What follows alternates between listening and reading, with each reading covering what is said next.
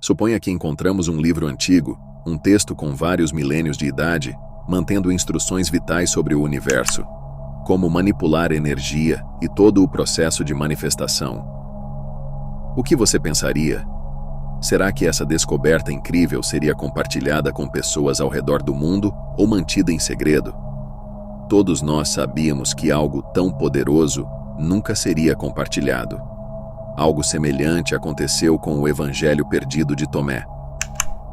Nos próximos minutos, você ouvirá alguns ditados que mudarão radicalmente sua vida. Pense neste livro como algo muito importante, mas que não foi incluído na Bíblia, ou, em outras palavras, na Bíblia convencional. O Evangelho Perdido de Tomé é visto como muito poderoso, porque as pessoas pensam que contém as palavras reais que Jesus costumava ensinar aos outros sobre como trabalhar com forças invisíveis, como as emoções humanas, sentimentos e energia, através de várias tradições antigas, seja hindu, budista ou cristã primitiva. Há uma mensagem compartilhada. Existe um campo de energia e possuímos os meios para nos comunicarmos com ele.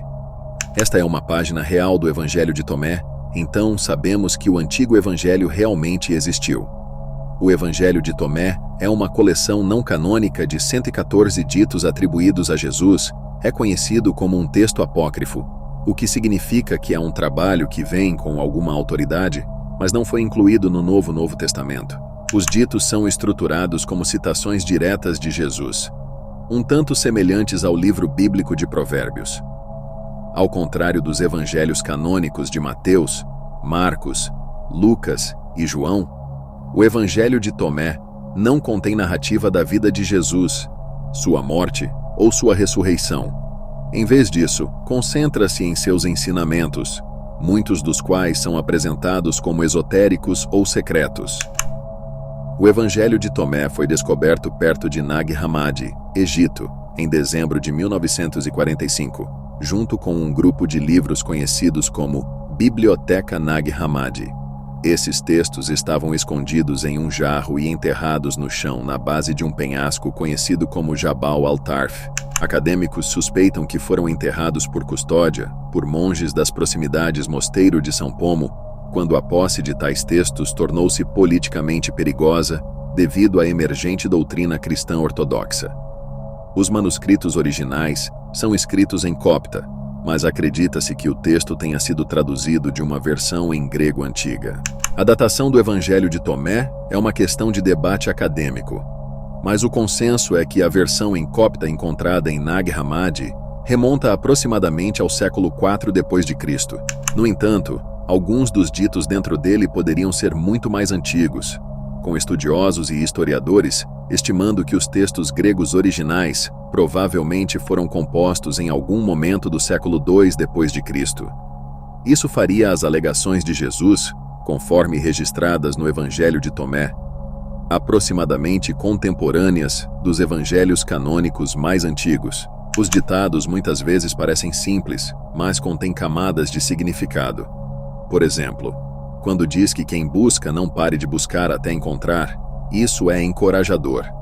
Uma busca persistente pela compreensão. Considere a frase: o reino é dentro de você e está fora de você. Ela sugere uma perspectiva dupla, incentivando você a olhar para dentro em busca da verdade e, ao mesmo tempo, reconhecendo que o mundo externo reflete a realidade interior. É como dizer que um espelho reflete sua imagem, mas a imagem que você vê depende de como você se vê. No ditado, se dois fizerem as pazes juntos em uma única casa, eles dirão para a montanha se mover e ela se moverá. Oferece uma alegoria para o poder da unidade. Não se trata do movimento literal de montanhas, mas da ideia de que a harmonia pode levar à superação de grandes obstáculos. Outro ditado diz que as imagens são visíveis para as pessoas, mas a luz interior delas está oculta, o que implica que há uma essência invisível em todas as coisas, assim como a eletricidade é invisível, mas faz brilhar a lâmpada. O Evangelho usa a imagem de uma semente de mostarda para ilustrar como algo muito pequeno pode se transformar em algo muito grande, indicando que uma pequena quantidade de fé ou sabedoria pode se expandir enormemente. Outro ditado sugere que não se deve ficar muito apegado a coisas materiais, como um viajante que aprecia a paisagem, mas continua se movendo. O Evangelho Oculto de Tomé fala de encontrar o que está escondido em vista simples, como reconhecer que um pedaço de carvão pode conter um diamante. É um chamado para explorar abaixo da superfície, para procurar as verdades mais profundas que não são imediatamente evidentes. Cada ditado desafia o leitor a interpretar e aplicar a sabedoria pessoalmente, como uma chave que só cabe em uma fechadura do Evangelho. O objetivo não é fornecer respostas, mas sim provocar reflexão e pensamento interior, visando guiar alguém em direção a uma compreensão individual, em vez de ditar uma verdade universal. Os ditos não são fins, mas começos, não conclusões, mas convites para embarcar em uma jornada de descoberta. Continuando com a exploração do Evangelho Oculto de Tomé, os ditos de Thomas muitas vezes refletem sobre conhecimento e ignorância. Por exemplo, o texto sugere que o que você não sabe pode realmente ter um grande efeito em você, comparando a ignorância a dormir, onde se está inconsciente de seu próprio estado. O Evangelho postula que o verdadeiro conhecimento é o despertar desse sono. Os ditos também abordam o paradoxal, como quando você transforma os dois em um, você se tornará filho do homem. Isso poderia ser interpretado como um chamado para reconciliar os opostos dentro de si mesmo, possivelmente sugerindo um equilíbrio entre o material e o espiritual, ou o racional e o emocional. O texto ainda incentiva a olhar além das aparências, implicando que a verdade e a compreensão vêm de ver com mais do que apenas os olhos. É como dizer que a essência de uma árvore não está apenas em sua casca e folhas, mas também na vida que dá ao mundo, na sombra que proporciona e no ar que purifica. O conceito de riqueza interior também é um tema presente, com ditados como: o reino é como um comerciante que tinha uma remessa de mercadorias e descobriu uma pérola. Esta alegoria sugere que descobrir o reino interior é semelhante a encontrar uma pérola de grande valor. Trata-se de reconhecer a natureza preciosa do espiritual interior. A descoberta de alguns ditos do Evangelho pode parecer confusa, como quando Jesus disse: "Bem-aventurado o leão que o homem desejará comer, para que o leão se torne humano, e amaldiçoado é o humano a quem o leão irá comer, e o leão se tornará humano." Pode ser uma forma enigmática de expressar que assimilar e superar instintos animalescos podem levar ao iluminismo, enquanto ser governado por eles pode levar à perda da humanidade de alguém. O que você não traz adiante irá destruí-lo. Isso implica que expressar o seu eu interior é crucial para a salvação pessoal ou bem-estar, sendo o mesmo que dizer que se você continuar mantendo tudo dentro como uma garrafa sob pressão, eventualmente explodirá. O texto também diz que o reino é como um pastor que tinha 100 ovelhas, uma delas se extraviou. Qual era o maior?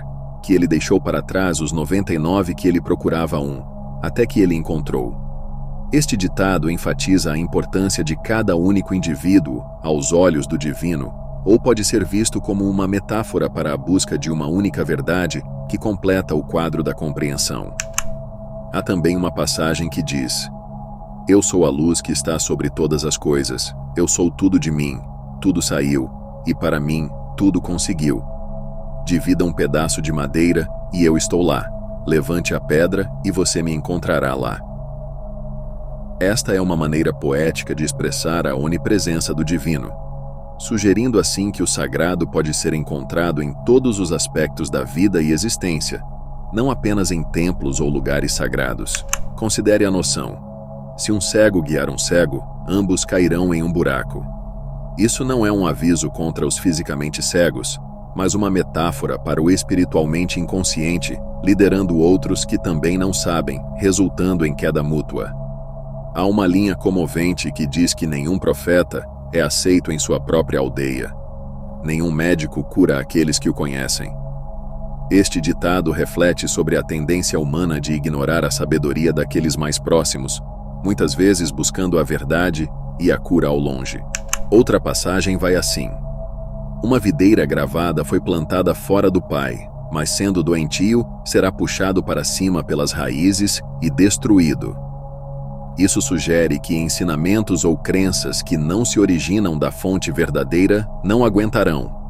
O texto também aconselha a estar atento para se proteger contra os estudiosos que entram na lei, porque eles gostam de usar roupas esplêndidas, vestes e saudações de amor nos mercados. Ai daqueles que usam seu conhecimento ou posição para a glória pessoal, em vez de iluminar outros.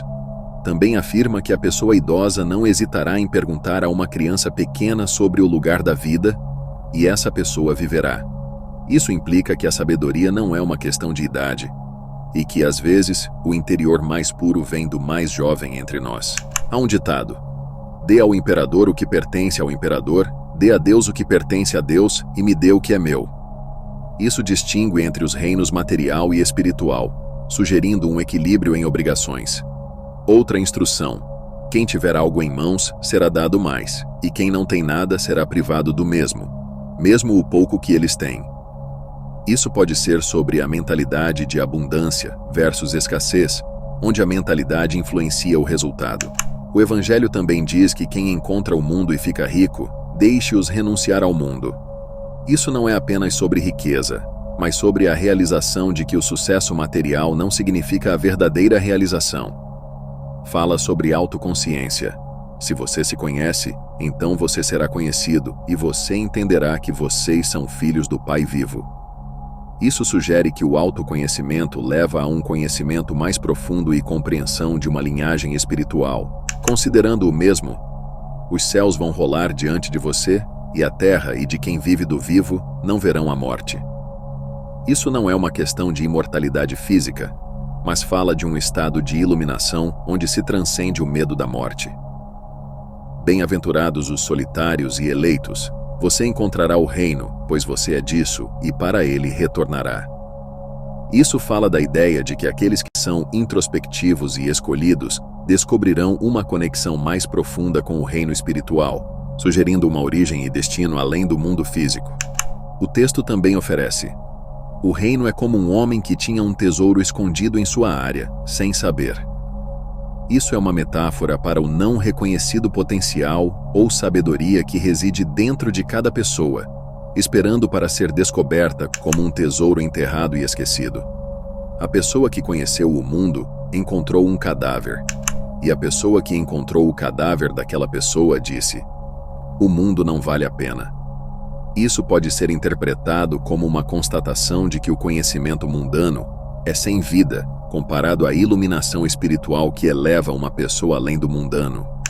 O Evangelho continua: quem quer que odeie pai e mãe não pode ser meu discípulo, e quem não ama pai e mãe não pode ser um discípulo para mim.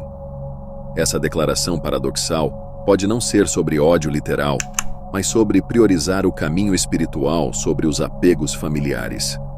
Ainda diz que as imagens são visíveis para as pessoas, mas a luz interior delas está escondida na imagem do luz do Pai.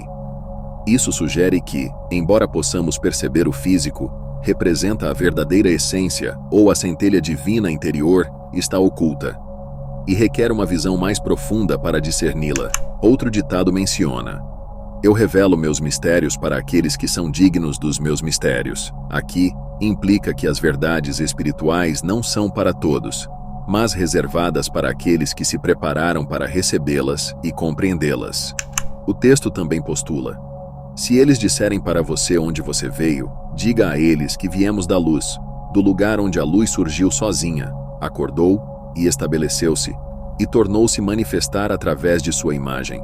Isso poderia se tratar de reivindicar uma origem divina, reconhecer-se como produto de uma luz primordial, autoexistente. Por último, menciona: se você trouxer o que está dentro de você, o que você produzirá irá salvá-lo. Se você não produzir o que está dentro de você, o que você não traz adiante irá destruí-lo. Isso é sobre a necessidade de expressar o seu interior, potencial ou verdade, e expressá-lo pode levar à destruição, mas se for produzido, isso leva à salvação. Estes achados revelam muitos mistérios e sabedorias ocultas, que certamente foram escondidas ou guardadas e protegidas intencionalmente. Agora que vieram a público, podemos ler, refletir e aprender com estes escritos antigos. Quanto mais avançamos em nossos estudos, mais percebemos que o nosso passado deixou bases de conhecimentos atemporais, para que nossa própria humanidade pudesse continuar a crescer, evoluir e criar um bom futuro.